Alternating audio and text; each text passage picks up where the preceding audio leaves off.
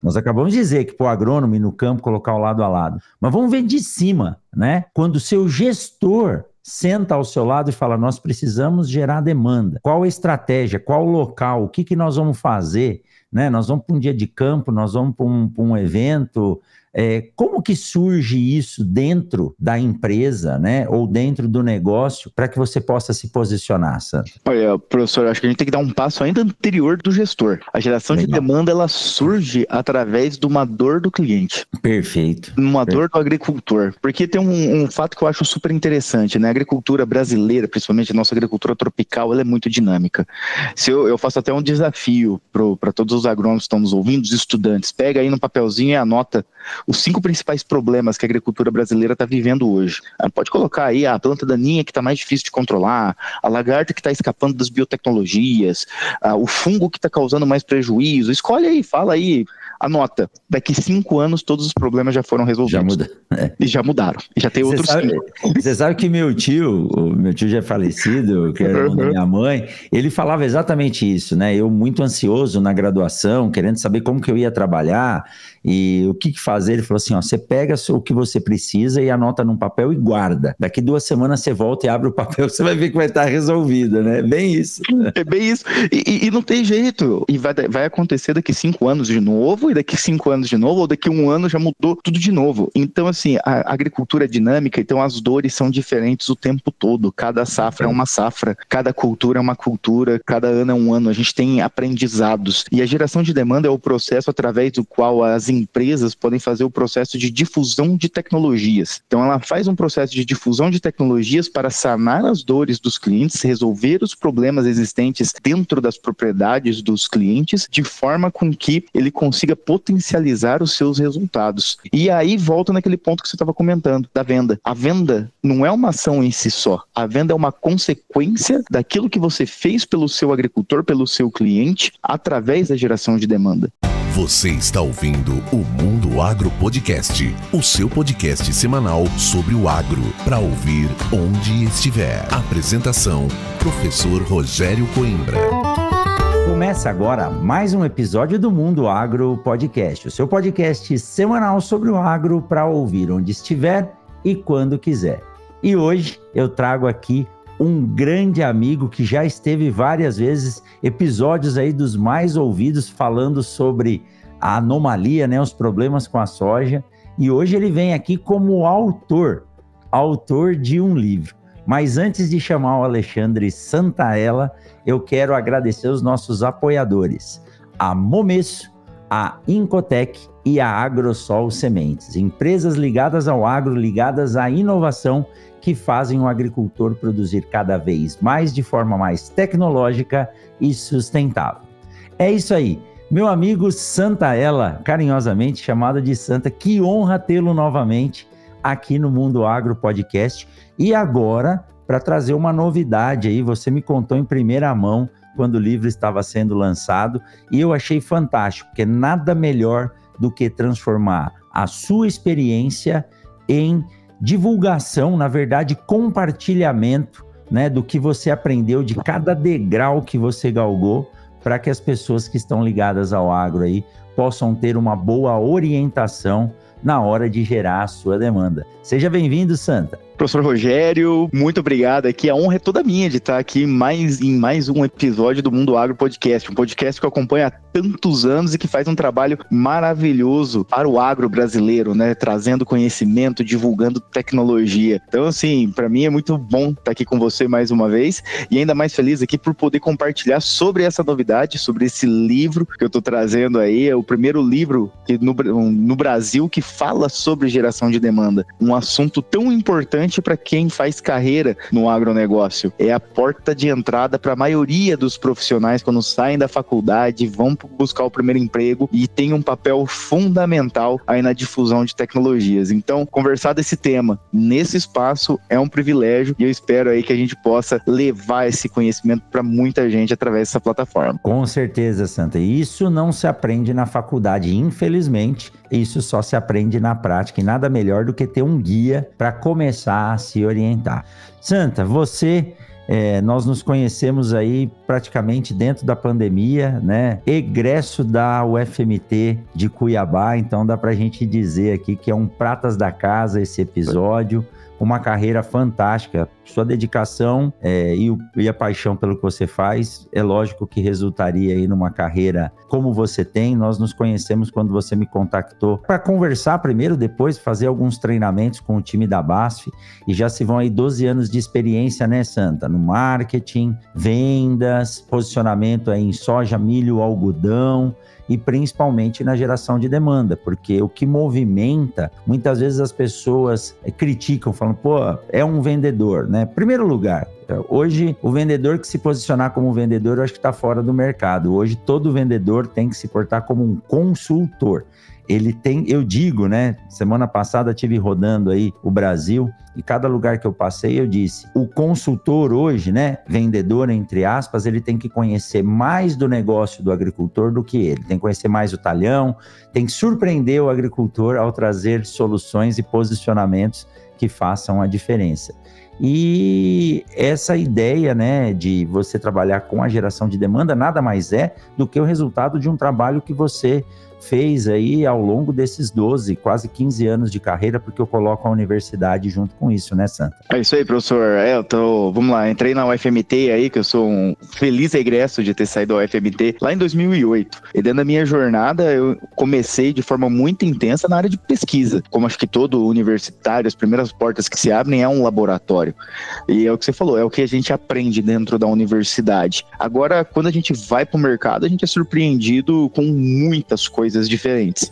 Claro que a base que o engenheiro agrônomo tem que ter é o conhecimento técnico, para que na ponta ele tenha a capacidade de prover soluções para o agricultor, que é para quem a gente de fato trabalha e que é a razão da agricultura rodar e até mesmo a razão da agricultura brasileira ser a potência que é hoje, né? Esse fato do agricultor aplicar tecnologia com tanta primazia e obter resultados tão bons.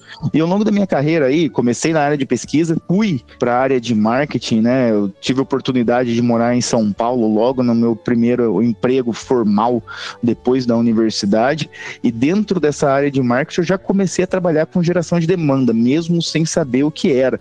Naquele momento a gente conversava muito de fazer as áreas de lado a lado, que é o comparativo de produto, que é um trabalho inevitável que toda a indústria, toda a empresa traz. E naquele momento o objetivo era montar o maior número de áreas possíveis e adquirir um máximo de informação técnica. Era esse o objetivo possível. E através do tempo, dentro da minha jornada, né, passei por esse momento em São Paulo, desenvolvendo esse caderno de campo, aprendendo como fazer um planejamento de áreas de geração de demanda. Fui para o campo na figura de um agente de gerador de demanda, né, como um RTV que tinha que fazer a geração de demanda nos clientes, e fui colocando um pouco em prática aquilo que a gente aprendeu na faculdade, um pouco dessa figura estratégica, mas o mais importante, né, sujando a botina, suando no campo, estando do lado do agricultor para saber o que acontecia de fato e como que a gente tinha que implementar uma nova tecnologia de forma a prover uma solução para aquele cliente, né, que é entender do agricultor qual que é a dor, qual que é o problema que ele está lidando, que eu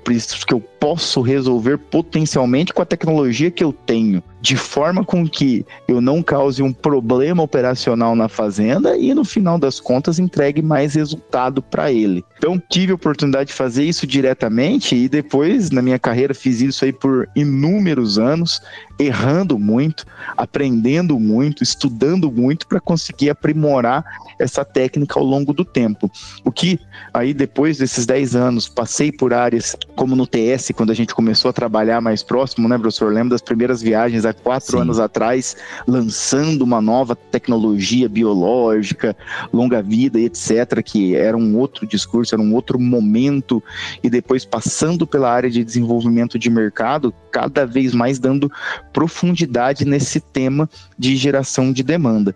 E todo esse conhecimento tácito desenvolvido através da prática nessa jornada, somado ao conhecimento estruturado aprendizado que a gente pega em livros, cursos, MBAs e etc., desembocou aí na criação desse livro, no desenvolvimento desse livro, que é um guia para a geração de demanda, justamente com o objetivo de tentar ajudar aqueles que estão começando, aqueles que estão atuando nessa área, talvez acertar mais na hora de fazer o seu trabalho, simplificar o trabalho das pessoas, serem mais assertivos, aplicar um pouco de método. Porque, por incrível que pareça, apesar do Brasil hoje ter aproximadamente 70 mil profissionais que atuam diretamente com geração de demanda, não existia uma metodologia, não existia uma bibliografia para suportar essa área, para suportar o trabalho de tanta gente ao mesmo tempo. Então, dentro dessa jornada, isso acabou trazendo essa motivação, que era algo que eu gostaria, e eu acreditava que com esse conhecimento e essa experiência, eu acho que eu poderia contribuir e ajudar muita gente aí que vai entrar no mercado ou já está no mercado a poder trilhar uma carreira na geração de demanda, que é a área que mais abre portas dentro do mercado do agronegócio, principalmente quando você vai atuar com vendas, desenvolvimento e essas áreas relacionadas aí à distribuição de insumos, principalmente. É a dor, né, Santa, que acaba nos condicionando a sair da zona de conforto. E na maioria das vezes a gente quer trabalhar na zona de conforto. A universidade, ela te traz uma rotina que a gente tenta mudar hoje. Eu sou um dos caras que eu não gosto de rotina e também não gosto de mesmice. Então, aquele padrão do aluno, chegar, sentar na sala, ficar olhando o professor falar, isso te dá uma visão de que você vai ficar dessa forma pro resto da vida, né? Escutando, replicando o que falam, e não.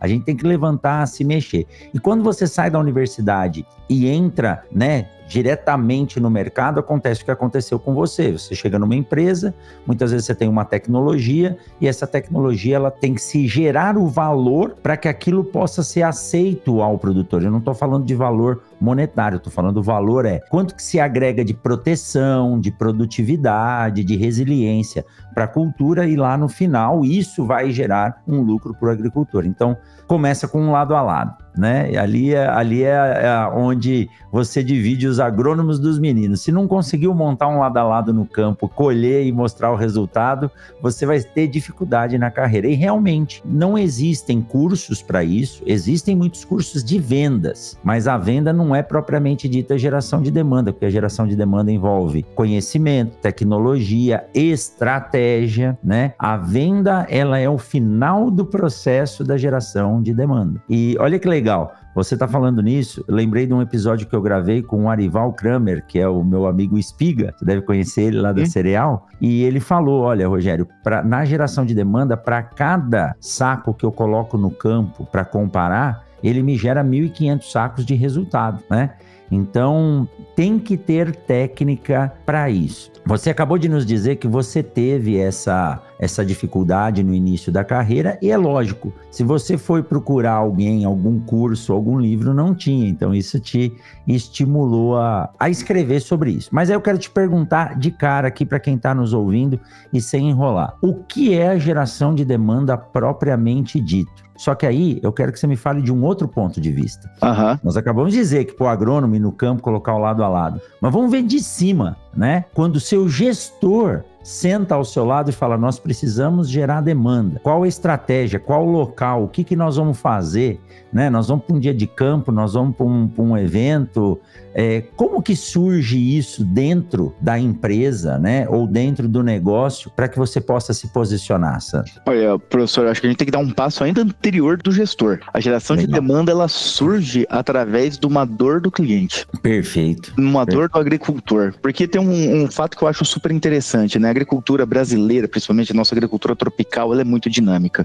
Se eu faço até um desafio para todos os agrônomos que estão nos ouvindo, os estudantes, pega aí no papelzinho e anota os 5 principais problemas que a agricultura brasileira está vivendo hoje. Pode colocar aí a planta daninha que está mais difícil de controlar, a lagarta que está escapando das biotecnologias, o fungo que está causando mais prejuízo. Escolhe aí, fala aí, anota. Daqui 5 anos todos os problemas já foram resolvidos. Já muda. E já mudaram. E já tem outros 5. Você sabe que meu tio já é falecido, que era irmão da minha mãe, ele falava exatamente isso, né? Eu muito ansioso na graduação, querendo saber como que eu ia trabalhar. E o que fazer? Ele falou assim, ó, você pega o que você precisa e anota num papel e guarda. Daqui 2 semanas você volta e abre o papel, você vai ver que vai estar resolvido, né? Bem isso. É bem isso. E não tem jeito. E vai acontecer daqui 5 anos de novo, e daqui 5 anos de novo, ou daqui 1 ano já mudou tudo de novo. Então, assim, a agricultura é dinâmica, então as dores são diferentes o tempo todo. Cada safra é uma safra, cada cultura é uma cultura, cada ano é um ano. A gente tem aprendizados. E a geração de demanda é o processo através do qual as empresas podem fazer o processo de difusão de tecnologias. Então, ela faz um processo de difusão de tecnologias para sanar as dores dos clientes, resolver os problemas existentes dentro das propriedades dos clientes, de forma com que ele consiga potencializar os seus resultados. E aí volta naquele ponto que você estava comentando, da venda. A venda não é uma ação em si só. A venda é uma consequência daquilo que você fez pelo seu agricultor, pelo seu cliente, através da geração de demanda. Então, a geração de demanda, ela é a jornada através do qual você vai ter o direito ou o privilégio de sentar na mesa para poder discutir sobre a venda. Então, você vai participar da jornada do cliente, entendendo as dores deles ao longo de toda a safra, possibilitando que você contribua de forma consultiva com ele na construção de um resultado positivo, que vai estar entregando mais rentabilidade e produtividade para o agricultor. No final das contas, o que o agricultor espera é o que você falou aí do exemplo do teu amigo lá da cereal. Ele espera ROI. O que é ROI? Retorno sobre investimento. Poxa, se eu estou fazendo um investimento aqui, eu estou aplicando R$1 a mais por hectare, estou aplicando R$1, eu quero colher R$1,50, R$2, R$10. Quer ter um retorno maior sobre aquilo que eu fui aplicado. Isso vale tanto para a empresa, mas vale principalmente para o agricultor, porque o maior risco sempre é dele. Então, você que quer trabalhar aí com geração de demanda, quer ir para o mercado, você tem que ter essa consciência. O maior risco é do agricultor. Pensa comigo, você ia dar um cômodo da sua casa para um pedreiro fazer um experimento? Não, pega essa parede aqui e faz um teste. Vai lá, vem cá, testa aí, fica aí à vontade. O agricultor está fazendo isso com você. Está dando um pedaço do patrimônio dele, um pedaço da propriedade dele para fazer um teste, para poder fazer um comparativo. Você tem que estar muito seguro daquilo que você está levando e tem que levar, antes de mais nada, muita segurança para esse agricultor. Então, é uma jornada importante de ser entendida, compreendida e ser bem feita, porque a responsabilidade de quem faz isso é muito alta.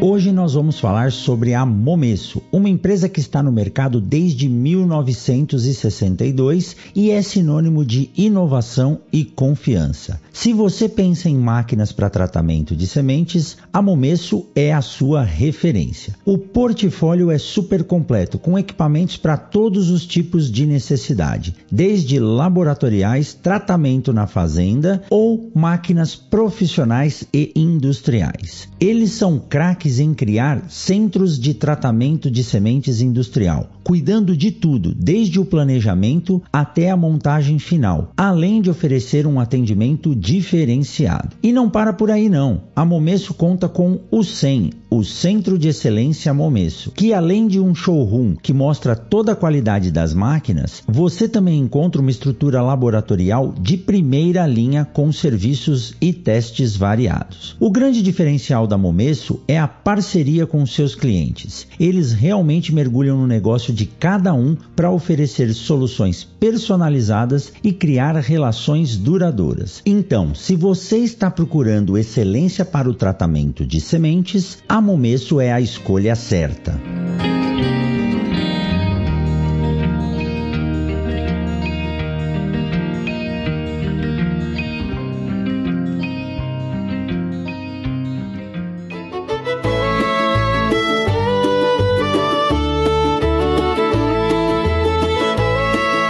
Você falou de alguns desafios aí, né? E eu gostei desse comparativo em ceder um pedaço da sua casa para alguém fazer um teste, né? Mas uma coisa interessante, aí eu quero que você me posicione se isso está realmente acontecendo ou não. E eu digo, viu, Santaella, talvez pela minha idade, as crises que eu peguei das mais bravas foi esse problema da anomalia da soja. Quando veio a ferrugem, que foi em 2002, 2003, ela começou. 2002, 2003. 2005 ela varreu muita gente. Varreu. Eu estava chegando no Mato Grosso, terminando o doutorado, eu ainda ainda não estava muito inserido na cadeia produtiva como um todo. Mas quando veio esse problema, né, da anomalia, um complexo, um problema que no final causa prejuízo para o produtor, o produtor abriu muito a porta da pesquisa e dos comparativos, talvez por ter passado um período de isolamento, né? Que a gente veio isso aconteceu logo após a finalização da pandemia, mas a maioria dos produtores passaram a querer testar materiais, principalmente, dentro da propriedade e, é lógico, também tecnologias, né? Hoje a gente ainda tem essa dificuldade de convencer o agricultor e, para mim, o melhor campo de pesquisa é dentro da fazenda, na rotina comercial. Hoje a gente tem essa abertura com uma forma mais clara para o agricultor de que é importante para ele testar na área dele as tecnologias que estão sendo apresentadas? Olha, professor, acho que você trouxe 2 exemplos super interessantes. Na época da ferrugem, o que causou muito prejuízo para os agricultores era a falta de informação. Faltava informação no mercado, então muitas vezes ele estava até arredio. Ele não sabia o que fazer naquele momento. E hoje, quando a gente passa por um momento pós-pandemia, a gente tem excesso de informação. Então você tem uma discrepância muito grande de você não ter acesso à informação lá em 2005, quando você teve a grande crise da ferrugem, e para a crise da anomalia, que foi outra doença em outro contexto. Os dois são negativos, os dois são muito ruins. Então, passou a ter uma necessidade nesse momento que a gente vive, numa era de excesso de informação, de excesso de resultado, excesso de gente falando sobre a mesma coisa, de você ter um crivo melhor sobre aquilo que você está vivendo. A gente sempre disse que o agricultor, como todos nós, somos meio São Tomé, só acredita vendo. Ele precisa viver aquilo para ter mais segurança para avançar, porque é um investimento muito alto, é um risco muito alto daquilo que ele põe. Quando você olha, por exemplo, o problema da anomalia, a gente estava falando de gente perdendo 30% da produção de soja devido a uma única doença, porque é uma proporção gigantesca. Se hoje ele produz 80 sacos, ele estava deixando 26 sacos na largada por causa de uma única doença. Então, ele precisava buscar uma solução rápida. Existe ainda, sim, problema de entrar no agricultor, mas principalmente quando falta clareza de qual que é a dor que você quer resolver. Muitas vezes o profissional está lá para levar uma informação que não é do interesse do cliente. A empresa põe uma meta que é para levar, por exemplo, uma solução para a doença X, mas o problema é Y. Se ele não tem a clareza que Y é aquilo que ele deseja ser resolvido, é aquilo que ele tem por demanda, você vai ter uma dificuldade de entrada. Então você está do lado do seu agricultor para conhecer aquilo que de fato é um problema para ele e a partir disso propor uma solução para um problema real, com uma solução que seja de fato efetiva e que traga um diferencial, você vai ter dificuldade sim. Agora, se você faz esse casamento de que eu tenho uma dor, eu tenho uma solução que tenha capacidade de resolver essa dor com base numa autoridade construída preliminarmente através de estudos feitos por universidades, consultorias, a própria credibilidade construída pela empresa ao longo dos anos, somado a um processo de cocriação dentro da propriedade do agricultor, você sim vai conseguir levar isso para dentro, porque existe um interesse mútuo. Eu quero ter uma dor sanada ao mesmo tempo que eu trago uma nova solução que vai estar sanando essa dor. Mas tem que se respeitar esse processo, entender esse processo ao longo da jornada do agricultor para que você tenha oportunidade de entrar. Não adianta você querer levar aquilo que ele não deseja, aquilo que ele não quer ver, ou até mesmo uma solução que não conversa com a rotina do agricultor. Vou trazer um exemplo aqui que é muito comum da gente ver. Existe uma série de produtos biológicos, por exemplo, que são incompatíveis ao tratamento de semente que demandam a aplicação de sulco. Tem vários agricultores, hoje a gente fala 40% do mercado faz a adoção de sulco, super interessante. Agora e os outros 60% que tem uma restrição? Às vezes tem um preconceito, porque não teve oportunidade de conhecer, ou tem uma questão, cara, eu não vou colocar uma máquina nova na minha fazenda, criar uma complexidade operacional adicional à minha fazenda, simplesmente para encaixar a sua solução. Então a sua solução vai ter que se encaixar à minha realidade. Então tem que ter esse casamento, essa cocriação de essa solução tá adequada para ser usada dentro da propriedade e tá sanando a dor do agricultor. Tudo isso equilibrado e devidamente partindo da premissa que eu conheço o cliente que eu estou atendendo, é mais fácil de você implementar a solução e levar a área de lado a lado para dentro do agricultor e promover a jornada de geração de demanda dentro da propriedade dele. Perfeito. Focar na dor do agricultor é importante. Agora, Agora, muitas vezes a gente vê que a dor do agricultor deixa ele, como você disse, mais arredio. Então ele fica assustado e muitas vezes ele olha para quem está trazendo a tecnologia para ser comparada como um oportunista. Como fugir desse estereótipo, Santaella? Olha, isso aí é a construção da credibilidade, né, professor? Por você não ser tratado dessa forma, você está caindo, vamos dizer, você está caindo de paraquedas numa região. E acontece. No começo de carreira, os mais aventureiros e bem-aventurados, eu diria, que encaram ir para uma nova região pela oportunidade de desenvolvimento, eles têm toda a razão de ser olhado com uma certa confiança. Poxa vida, o Rogério, eu não conheço o Rogério, ele tá vindo aqui propondo quebrar uma parede da minha casa, literalmente, usar um pedaço da minha propriedade para trazer algo. Você precisa ter muita coerência e construir uma confiança com esse agricultor. E como que você constrói essa confiança? É de fato, em primeiro lugar, ouvindo. A partir do momento que você ouve de fato o agricultor que você está proposto a entrar, conhece-o, você vai começar a ter uma relação de confiança, o que vai lhe dar a oportunidade de, ao longo do tempo, implementar suas ideias dentro da propriedade. Então, vai ter que ter conhecimento da necessidade, da vivência, da realidade, usar da credibilidade passada, da bandeira que você representa, que é fundamental. Você tem que entender, toda a empresa é feita de pessoas e às vezes a pessoa anterior à sua função pode ter cometido erros que vão estar atrapalhando na sua construção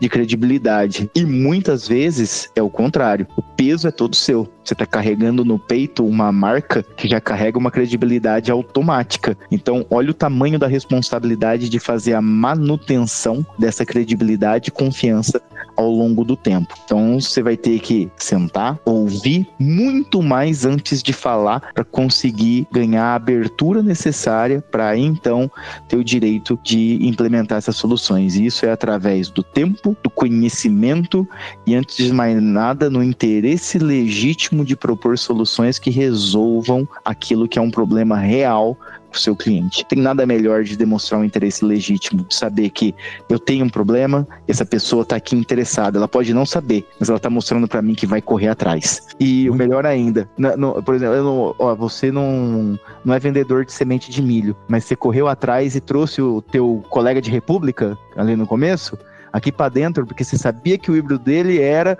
resistente a tal doença que vai me ajudar a manejar, e vai fazer eu produzir mais. Pô, olha que legal, ele não vai ganhar nada, mas ele mostrou que quer me ajudar. Isso mostra um comprometimento diferenciado. Santa, você acabou de falar da credibilidade, você carrega uma bandeira nas costas, né, que é a marca. Você pode estar vindo de alguém que queimou, né, o posicionamento na região, ou de alguém que era muito bom, que está deixando saudade para aquele produtor. E tudo isso que a gente está vendo, ele passa por uma questão primordial, né? Que eu digo que é o que a gente mais tem que aprender, não só durante a faculdade, mas durante a vida, que é o relacionamento e a comunicação. Antes de qualquer negócio fechado, é o relacionamento e a comunicação. E aí, eu vou tocar num ponto que muitos vão ficar bravos comigo aqui, mas eu falo isso para os meus filhos hoje. Antes do bom relacionamento e da comunicação, vem a educação. E não é por nada, mas essa juventude hoje está esquecendo de falar bom dia, boa tarde, muito obrigado. Né? E isso começa, esse é o ponto principal de uma boa conversa, e o agricultor ainda gosta de receber as pessoas dentro da propriedade. É lógico que existem locais e locais. Se a gente pegar um eixo 163, se a gente pegar um oeste baiano, que são regiões de alta pressão, né, de posicionadores de tecnologia, tem muita gente. Se o agricultor for receber todo mundo que quer passar na fazenda dele para posicionar alguma coisa, ele não trabalha. Mas tem regiões, como nós andamos juntos, né, no Vale do Araguaia, conhecido também como Vale dos Esquecidos, onde há uma ausência de visitas técnicas. Então, quando você chega ali, você é tão bem recebido que, se bobear,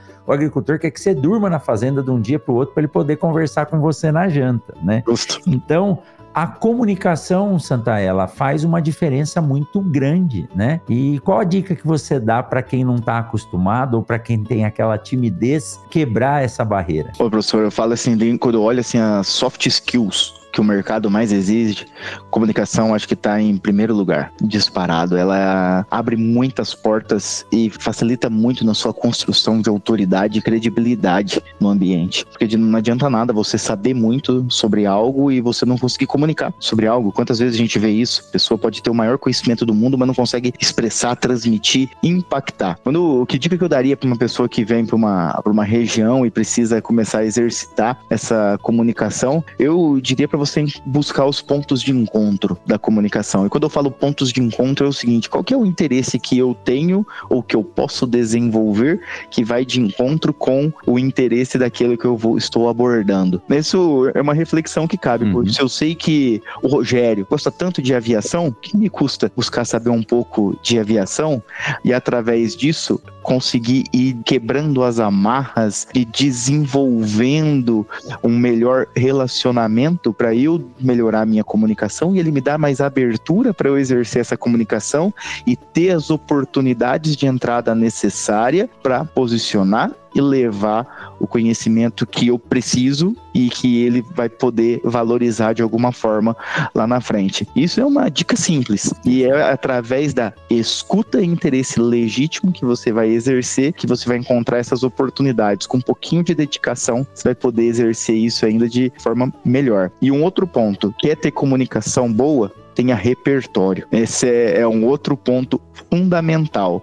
E claro, tu tem que conhecer, então assim, crie repertório. E nada melhor do que leitura. Leitura ainda é a melhor forma de você criar repertório, disparado pelo tipo de flow que entra a sua mente para adquirir o conhecimento. É uma atividade monossensorial que você fica focado e ativa áreas do seu cérebro que outras atividades não têm possibilidade. E claro, aproveitar as oportunidades de deslocamento para escutar um podcast de qualidade, de bons comunicadores e através disso, por que não se inspirar e copiar os bons exemplos para impactar de forma mais positiva aqueles que você deseja lá na frente. Tem que estar atento, né, Santaella? Essa quebra de gelo e conhecer, mapear o mercado, mapear o agricultor.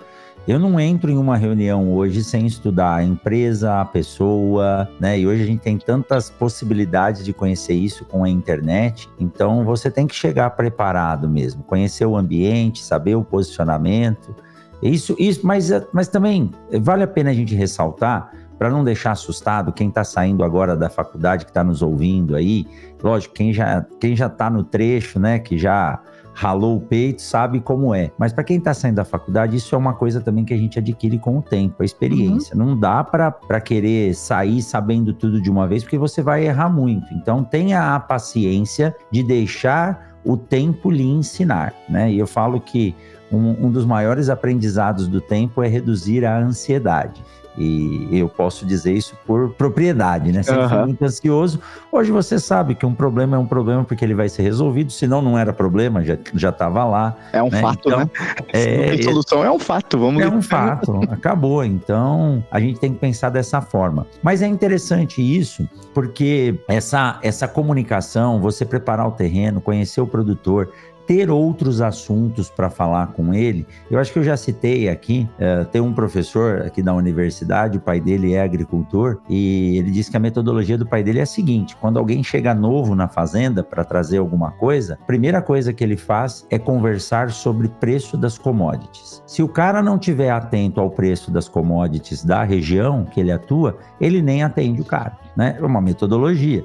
Então eu falo para os meus alunos, né? Eu falo, poxa, aqui no Mato Grosso tem o aplicativo do IMEA que te ajuda, né, semanalmente a conhecer tanta coisa. Deixa instalado isso, que custa abrir e olhar, né? Saber qual que é a área plantada. Às vezes eu dou aula no 7º período, às vezes a turma não sabe qual que é a previsão de área plantada de soja, de milho, de algodão. Então a gente tem que estar atento, né?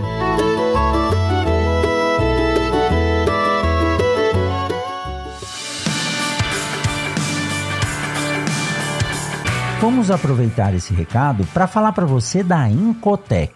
A Incotec é uma empresa multinacional de origem holandesa com 55 anos de existência. Hoje ela é parte do grupo Croda. A Incotec é pioneira em tecnologia em recobrimento de sementes. Eles desenvolveram simplesmente o primeiro pellet em alface, mas não pararam por aí não. No portfólio da Incotec existem tanto tecnologias para hortaliças como grandes culturas. Em HF são aplicados recobrimentos como a incrustação e a pelletização. Nas grandes culturas, como exemplo o milho e a soja, eles possuem uma linha de polímeros e pós-secantes. Atualmente são líderes mundiais nessa tecnologia. Possuem uma equipe robusta de especialistas multidisciplinares que atuam em várias frentes, desde a pesquisa e desenvolvimento até o suporte na planta do tratamento industrial de sementes. Essa equipe de campo está presente em todas as regiões do Brasil. Então, para ter suporte a uma equipe de especialistas, produtos inovadores de alta qualidade, consistência e comprometimento na data de entrega, entre em contato com a Incotec. O contato você encontra em www.incotec.com. Pensou em TSI de qualidade? Pensou em Incotec.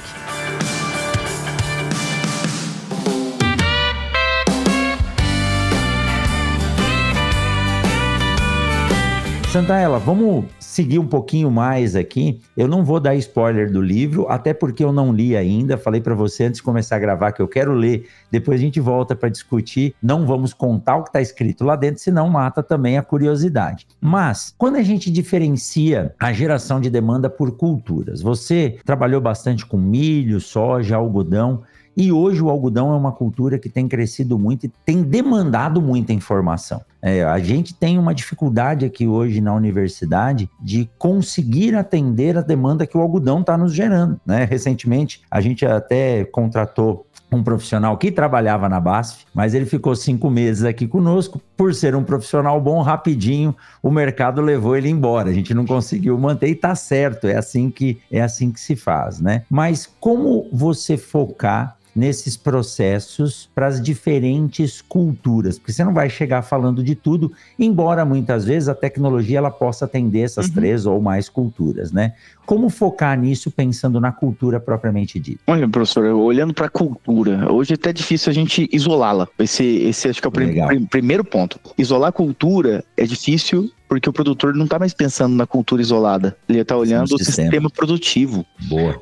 Muitas vezes a tomada de decisão dele pela variedade de soja não é simplesmente pelo potencial da variedade de soja, é pela possibilidade daquela variedade abrir uma janela para ele plantar milho ou algodão. Olha como você vai ter que ter um olhar muito mais holístico, né, para o sistema como um todo desse agricultor. A partir do momento que você tem esse conhecimento de como que pensa o agricultor, como ele olha o sistema de produção dele, o sistema financeiro dele, porque ele está olhando aquilo como um fluxo de caixa, porque eu estou plantando soja para eu ter um recebível ali em março, aí eu vou plantar milho que eu vou ter um recebível em agosto, e eu tenho na minha propriedade algodão que vai me dar um recebível em dezembro, então eu tenho um fluxo de caixa mais constante. Olha como que muda a lógica.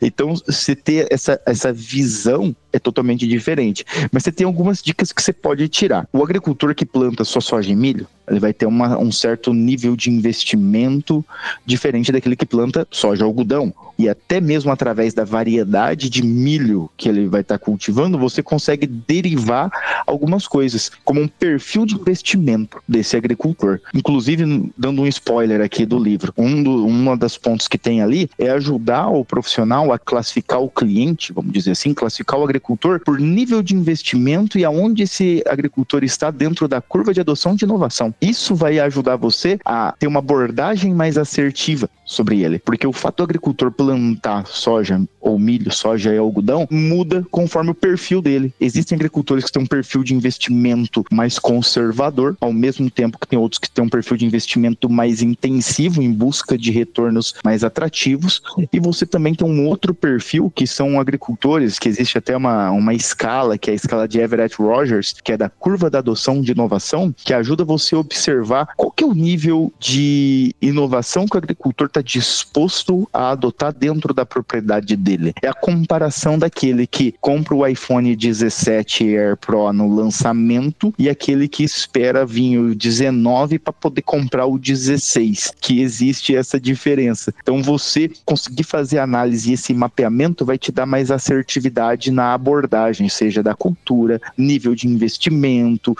forma com que você pode levar uma tecnologia diferente para esse agricultor. Então tudo isso aí você tem que colocar na mesa antes de fazer uma abordagem cega por si só, falar só da cultura da soja ou falar só da cultura do algodão. O que eu já sei de antemão é que cada agricultor é um mundo em si só, cada pessoa é um universo em si só, que tem a sua própria realidade e se desenvolveu em diferentes elementos, porém você vai ter que entender isso e fazer a abordagem mais assertiva possível para conseguir impactá-lo naquilo que ele precisa no final das contas. E como que hoje, Santa, a adoção das tecnologias podem ajudar esse profissional a ser mais assertivo? A gente falou aí da parte tradicional, que é conversar, conhecer, estudar.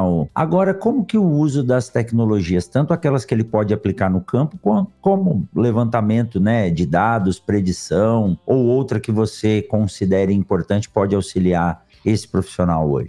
Existem inúmeras. Uma delas, por exemplo, é o famoso CRM, professor, que é o Customer Relationship Management, que é basicamente o banco de dados que tem um histórico daquele cliente dentro da sua empresa. Esse eu acho que é um elemento fundamental que você falou. A gente pode conversar, pode ter conversa de bar para a gente trocar informação e ter mais conhecimento sobre, mas nada melhor do que dados para embasar a gente a tomar uma melhor decisão. Então, buscar um CRM ou o ORP da empresa para você consultar histórico vai te dar excelentes dicas do perfil comportamental daquele agricultor, do que ele tem tido de problema, porque se ele está fazendo a adoção de uma determinada tecnologia, provavelmente aquilo está de fato resolvendo um problema para ele, trazendo um retorno. Então, estudar isso daí é um ponto super importante. Claro que você fazer uso de dados geoespaciais, por exemplo. Poxa, olha que inteligente tentar buscar informações sobre perfil de solo da propriedade, relevo, histórico de chuvas. Tudo isso aplicado ao seu conhecimento desenvolvido ao longo do tempo e da própria faculdade vai te dar direcionais e vai tornar a sua abordagem cada vez mais assertiva para cada propriedade. E pensando de uma forma um pouco mais disruptiva, uma vez que você tem aí muito conhecimento do seu produto, muito conhecimento do seu cliente, por que não criá-lo dentro de uma IA? Como assim criá-lo dentro de uma IA? Uma coisa que eu já fiz e que é interessante para você estudar e praticar é abasteça uma IA com as informações do seu produto, do seu cliente, e faça testes ácidos para ver como que você pode treinar situações que podem estar acontecendo no campo. E aí você vai se antecipar a esses problemas e ser mais efetivo na abordagem deles. Vai lá, você entra, faz um mapeamento, eu sei no histórico que o perfil de compras é esse, eu sei que ele usa esse nível de tecnologia, eu sei que ele gosta disso, que ele não gosta daquilo, ele tem uma comunicação mais direta, ele é mais grosso, ele é mais simpático, ele torce para qual tal time, assim, assado. Abasteça tudo isso de informações. Através disso, comece a criar cenários de roleplay, né, que você vai fazer simulações de conversas, de perguntas, de objeções e pratique. Eu tenho certeza que tua vida vai ser mais fácil lá na frente. Isso é algo que, Rogério, há 3 anos atrás, acho que a gente nem podia conversar disso. Não. E hoje é gratuito. Exato. Olha a evolução que a tecnologia pode dar pra gente numa prática de vendas. Eu posso simular no bom sentido, né, e numa forma simplória ainda, uma pessoa com suas limitações devidas, mas vai me adiantar muito sobre objeções, por exemplo. Quais seriam as 10, joga lá na IA, quais seriam as 10 principais objeções que eu posso enfrentar no campo com essa solução nessa situação? Eu estou levando aqui um tratamento de semente num ambiente de seca. Quais são as 10 objeções que eu poderia enfrentar? Pode ser ferramenta, vai lá, estuda, desenvolva, usa sua criatividade. Caso essa objeção apareça, vai ser muito mais rápido de responder, o cara vai falar, nossa, esse menino tá preparado mesmo, a menina tá preparada de fato. Aí é uma oportunidade de ouro para você ganhar a tua autoridade e credibilidade que você precisa construir ao longo do tempo. E hoje não é mais a questão de, será que eu vou usar ou não? É quando eu devo utilizar. Então, fica mais uma dica. Para quem não conhece as IAs, Tem uma série importante e também isso aqui é bem claro se dizer que você pode usar ela tanto para o seu bem quanto você pode se acostumar errado. Para você trabalhar com a IA, você precisa estudar antes, né? Senão você vai responder o que a IA te disse, e lembrando que as IAs generativas, a única coisa que ela não pode fazer é não te responder. Portanto, ela pode te responder errado. Então, você tem que estar atento para saber. Mas estudar os cenários, é perfeito isso, né? Vai conversar com uma empresa, baixa o histórico dessa empresa na IA, simule essas conversas, e a IA você consegue conversar. Ó, você agora é um produtor e eu vou posicionar para você um produto de tratamento de sementes, né? Sei lá, um inseticida. Quais são as perguntas que eu posso receber em relação a isso? Quais são os comparativos que ele vai trazer? Legal, tem que usar isso mesmo. E já está no seu livro essa recomendação, Santaella? Essa ainda não estava. Vem para a versão 2, né? Essa vem para o guia 2.0. 2.0. Porque não adianta a gente achar que só lançar um livro tá bom. Não, vai tudo mudar ao longo do tempo e as coisas vão mudar o tempo todo. Então, tem que evoluir, lá tem muito mais outras coisas que vão ser super práticas para quem vai estar acessando a informação. Ó, no guia para geração de demanda no agro, você tem várias dicas, né, Santaella? Você passou muitas aqui agora. Nós não vamos dar um spoiler, mas acho que você pode contar uma ou outra aí que até você, quando estava pensando, escrevendo, você falou, putz, isso aqui não pode faltar, né?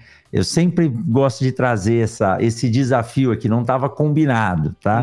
Mas qual dica que tem no livro hoje que pode ser assim, você pode falar, olha, leia esse capítulo, nisso aqui você vai mudar a sua forma de pensar e vai te colocar um passo à frente na sua função hoje? Olha, eu acho que tem duas, eu acho que eu não poderia deixar de citar. O livro, basicamente, ele tem 7 capítulos, 6 que estão passando uma metodologia para a pessoa, o guia de fato, né, o passo a passo para a pessoa caminhar num processo de geração de demanda, dentro dessa jornada de geração de demanda e ser o mais eficiente possível. Uma delas é o que eu falo da cocriação. Isso é fundamental. Muitas vezes vem uma estratégia da companhia ou até mesmo da mente de quem está fazendo a geração de demanda de empurrar ou encaixar simplesmente a solução que ele está trazendo dentro da realidade do agricultor. Não basta isso. Você tem que compartilhar essa criação e essa implementação com o seu cliente. Ou seja, através do momento em que você consegue dar o encaixe da necessidade dele com a sua ferramenta, de forma com que ambos tenham uma corresponsabilidade de implementação e de acompanhamento, é muito mais certo o sucesso naquilo. Então, não é você que vai impor uma solução dentro da fazenda e não é o cliente que vai definir o posicionamento do produto que você está levando, porque tem muito conhecimento desenvolvido para chegar num posicionamento e tem muito conhecimento dentro da fazenda para que a gente tenha que respeitar aquilo que tem que ser implementado. Então, essa forma de pensar é fundamental. Nem toda empresa pensa assim, nem todo mundo pensa assim. Saiba disso antes de mais nada. E uma outra dica que eu dou é o TCC, que tem que ser bem aplicado na hora de você apresentar o resultado.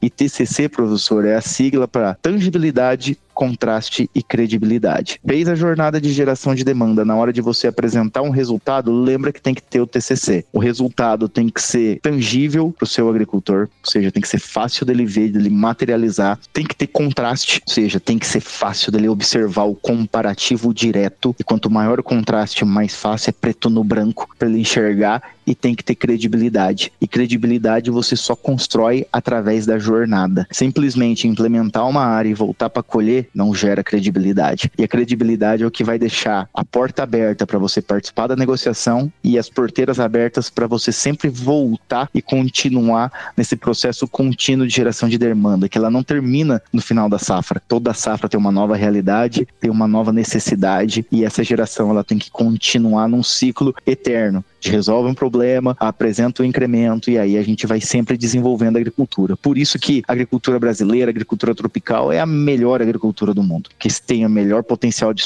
produção de soja, de algodão, que a produtividade cresce em média aí 3,2% ao ano. Produtividade, não produção. 3,2% ao incremento de produtividade nos últimos 40 anos. É só o Brasil que fez isso. É só o Brasil que fez isso. E isso é através de tecnologia devidamente aplicada.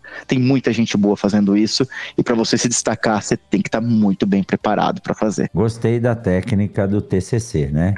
Tangibilidade, contraste e credibilidade. Muito boa, muito boa. Com as próximas defesas de TCC que tiver aqui que eu vou participar, eu já vou colocar isso aí. Se não tiver esses 3 pontos, tá reprovado no TCC. Que responsabilidade.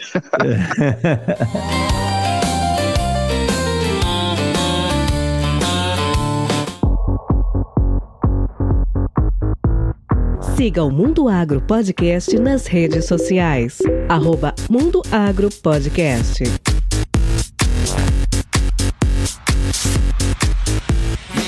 Santaella, nós estamos chegando aqui ao final desse bate-papo, que é muito legal. Nós estamos falando de algo que você está lançando, vai dando aquele gostinho de ler cada capítulo.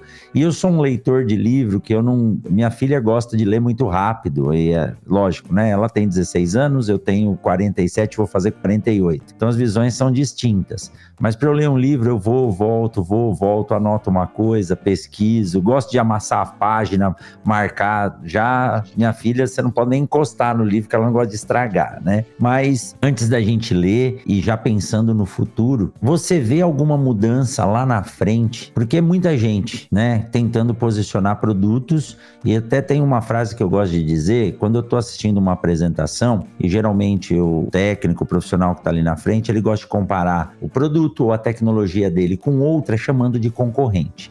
Então, a primeira dica que eu dou quando eu estou dando treinamento para os times comerciais é não posicione a outra tecnologia de mercado como seu concorrente, porque a partir do momento que você chama de concorrente, você traz ele para o mesmo patamar, para a mesma solução, e o que vai diferenciar um do outro só é preço. Então, a gente tem que olhar de uma forma distinta. Mas como que você vê o futuro, né, da geração de demanda? O que pode estar à frente aí evoluindo, que virá nas próximas versões do seu guia?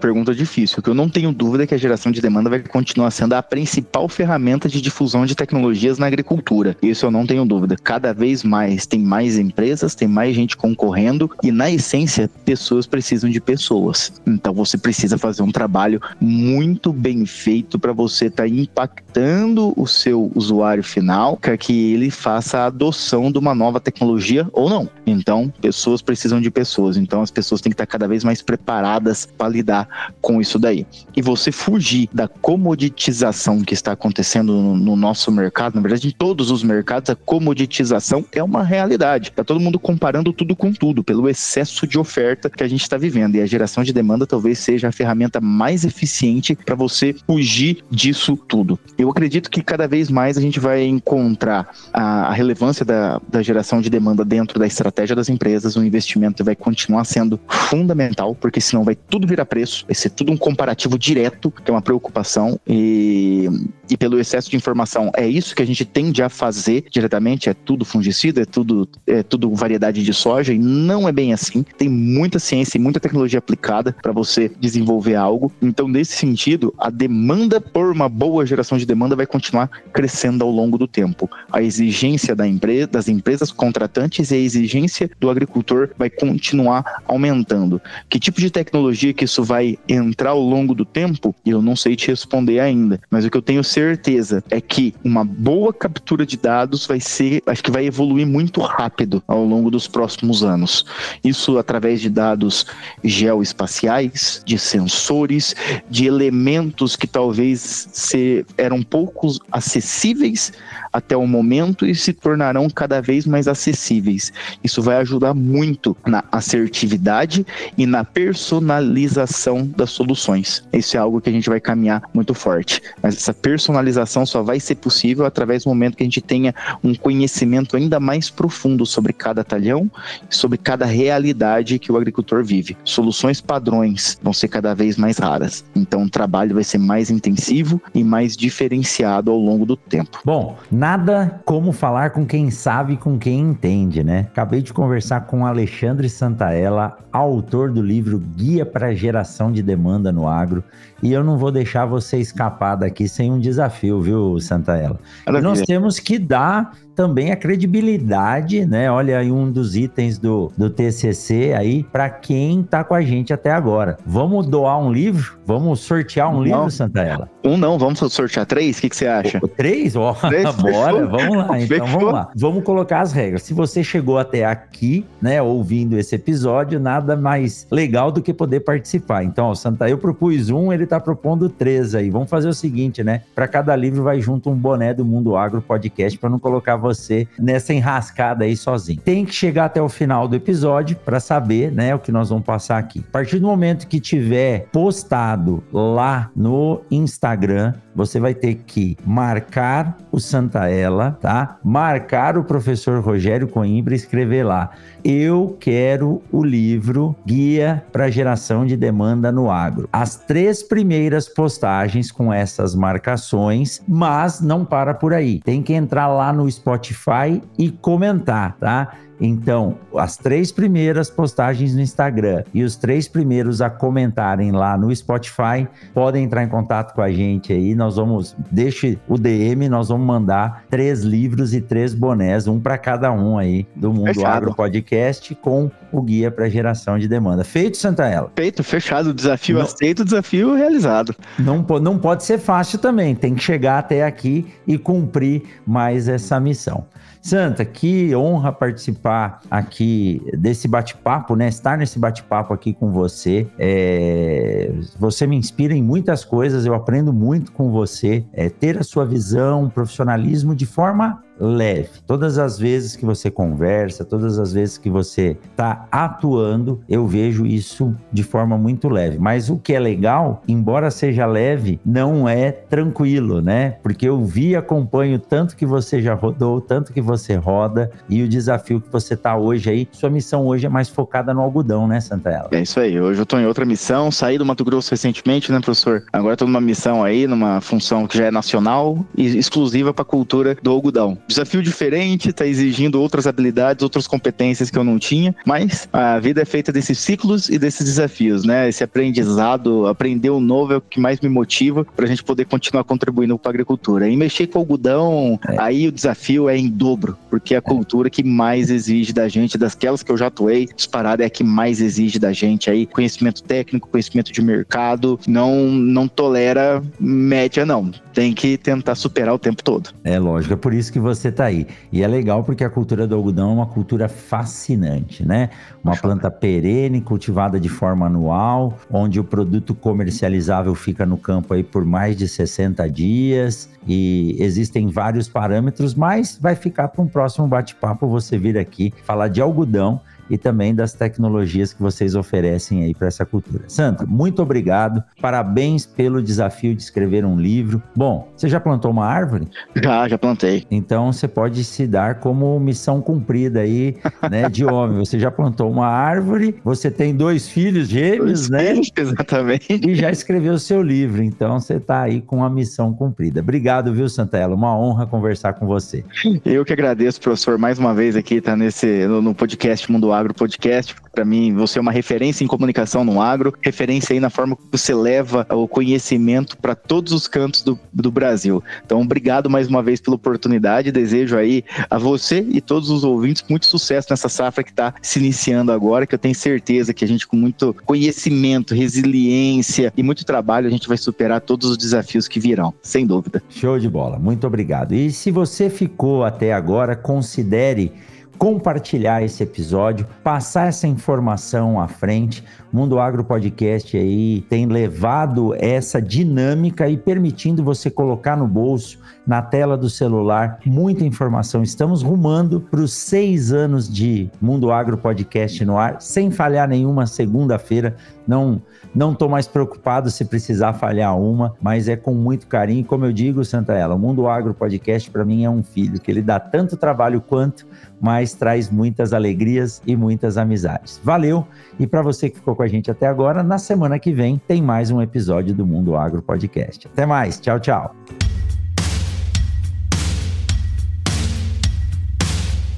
Você ouviu o Mundo Agro Podcast. Informações, novidades e muito mais. Mundo Agro Podcast, para ouvir onde estiver.